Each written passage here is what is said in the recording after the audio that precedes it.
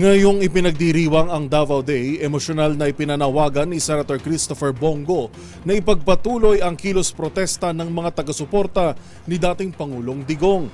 Muli nitong iginiit na ginawa lamang ng dating Pangulo ang kanyang trabaho bilang dating Pangulo. Magbabalita si Raymond Dadpaas. Hinimok ni Senador Christopher Bongo ang mga taga-suporta ni dating Pangulong Rodrigo Duterte na ipagpatuloy ang sinimulang kilos protesta hangga't hindi siya na ibabalik ng bansa. Sa pagdiriwang ng Araw ng Davao, muling naging emotional si Senator Go nang sabihing nawalan na ito ng tatay sa ginawa sa dating Pangulo. Sa harap ng libo-libong dumalo sa programa, nakiusap ito na huwag tumigil ang ating mga kababayan sa panawagan na ibalik ng bansa si dating Pangulong Duterte. Naging malungkot nga lamang ang pagtitipon dahil kahit marami ang dumalo ay wala doon ang dating Pangulo.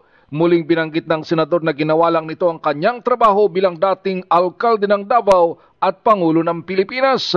Si Duterte kinasuhan ng Crimes Against Humanity sa International Criminal Court o ICC at kalaunan na nagpalabas ng warrant of arrest laban sa kanya dahil sa madugo nitong war on drugs. Nakarating na din umano kay dating Pangulong Digong sa the Netherlands ang dami ng mga nagmamahal pa rin sa kanya kaya't ito ay nagpasalamat sa kanila. Huwag kayong tumigil. Huwag tayong tumigil hanggang hindi siya nakakaya. Wala kasalanan si Tatay Digong. Ginawa lang niya ang trabaho niya. Kaya huwag po tayo tumigil. Please lang. Bring him home! Bring him home! Bring him home! Bring him home! Bring him home! Huwag po tayo tumigil hanggang hindi nila pinapauwi.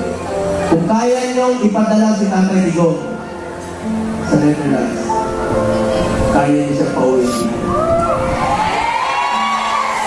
Matatandaan na unang nagtipon ng mga supporters ng dating Pangulo sa Maynila noong Sabado kasabay ng iba't ibang mga lungsod sa bansa at kahit pa sa abroad.